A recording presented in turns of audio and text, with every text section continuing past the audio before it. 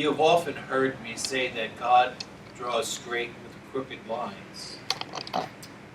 And if you were to ask Father Joseph, Father Peter, myself, Brother John, any of us, how did we get to where we are?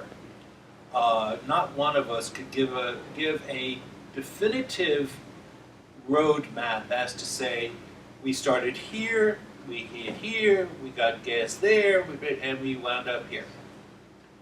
It was more like following the white rabbit down the rabbit hole, not knowing where it was going and not knowing what we were going to experience.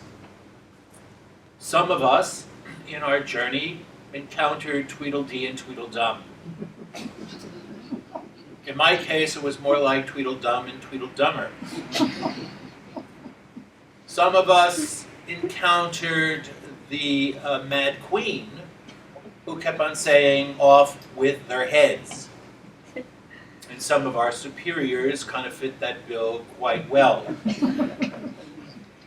Some of us tried to follow the white rabbit and encountered the mad hare. And if you ever lived in community, I need not explain. But somewhere along the line, we emerged from the rabbit hole quite different from what we were when we entered. And we didn't know exactly where we were. I began my journey back in 1964, September 14th, Feast of the Exaltation of the Holy Cross, and I left Livingston, New Jersey, to enter into the Alexian Brothers.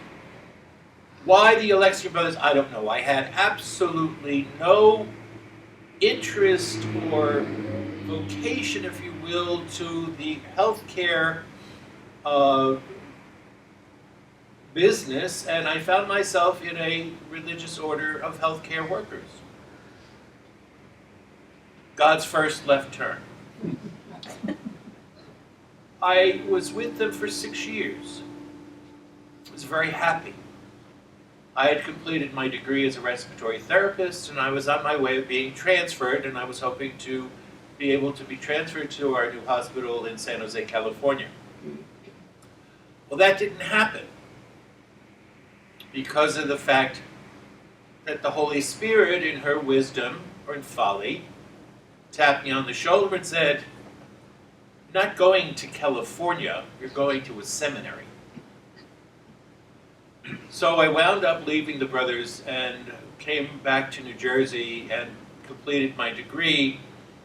And long and short of the story is I wound up in a Benedictine monastery. Lived there, studied there, taught there, professed my solemn vows, and everything seemed set again. And when you're on one of those roller coasters, you know, that make a direct left turn and a direct right turn, well, here we go again with another turn, and God put me in the Diocese of Patterson for 18 years. After 18 years of ministry in high school and in parish work, I wound up finding a situation where I had an opportunity to come to Florida. Now, if you would have asked me years before going to Florida, I would have said, "You're mad. There's nothing in Florida for me. What do I know Florida?" And I found myself applying for a position as a chaplain with Vitas Hospice. Having been exposed to the medical field for many years, I felt that this might be an opportunity for me to experience something different. And so, for the last 21 years, and I found myself falling in love with the work. I found myself falling in love with helping people who had lost loved ones. And for 10 years, I was the director of bereavement services for them.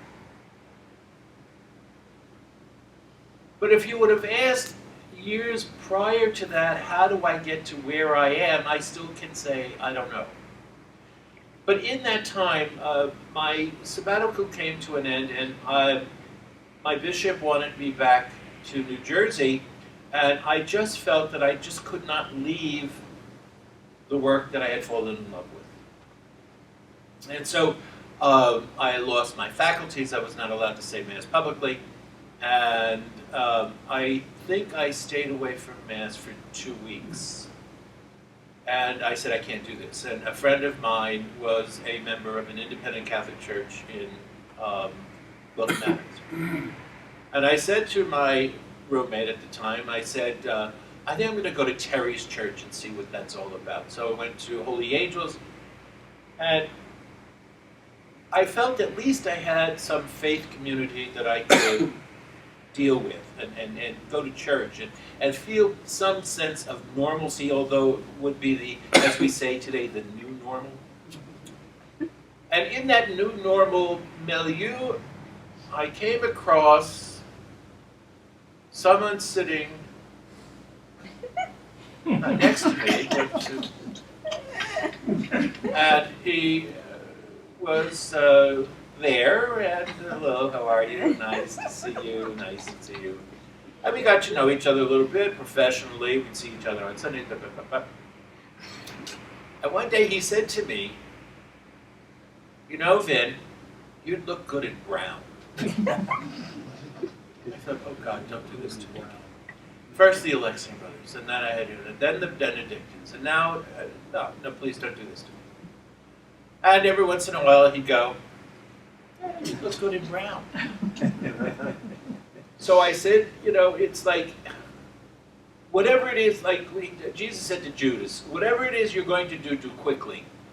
And I found myself in brown.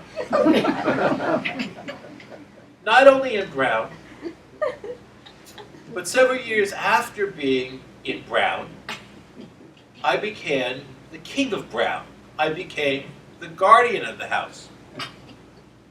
Well, I tried to give it up several times, and it always came back to my door. And so for the last 17 years, I've been the guardian of the Franciscans of Fort Lauderdale. Now, what does that mean? It means I am the chief herder of cats. And if you've ever heard of cats, you know what that means. How do I get here? How do I, with all the spirituality, as the Alexian Brothers, we did not have a founder. It was a group of men who banded together during the Black Plague in Europe to bury the dead. Benedict was an individual who got disgusted with the secularization of Rome and went off by himself into the caves outside of Rome to live a hermit's life, only to find that people came to him for spiritual guidance, and so developed the monastic tradition in the Western world.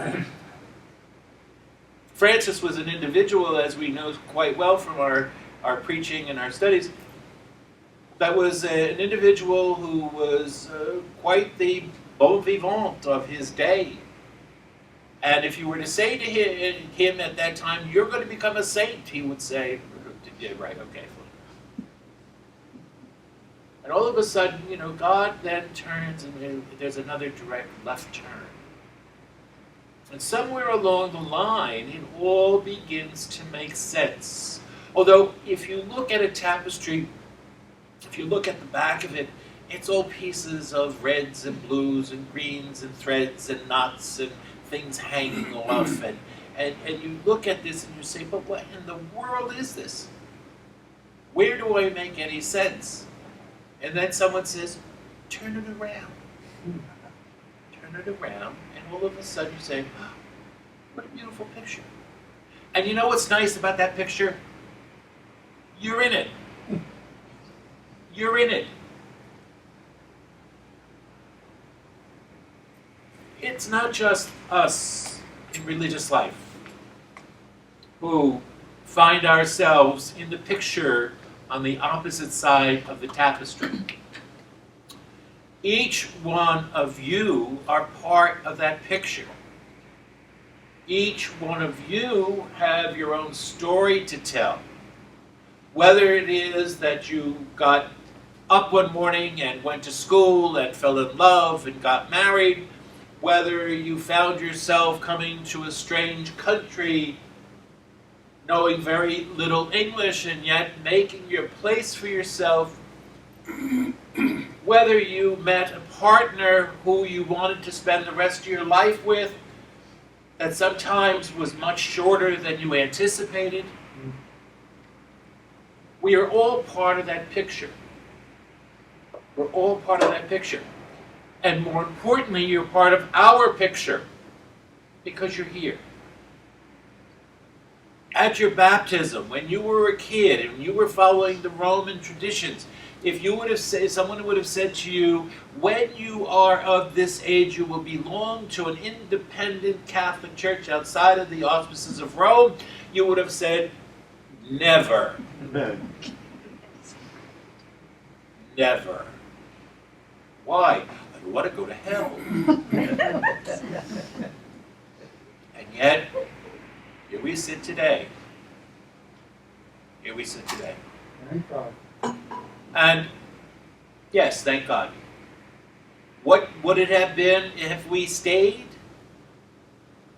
What would it have been had our partners lived and we lived to a ripe old age? What would it have been if we married someone else or never darkened the shores of America? What would have been? We don't know.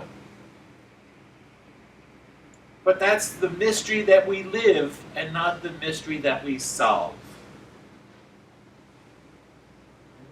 Right now, we are on that tapestry.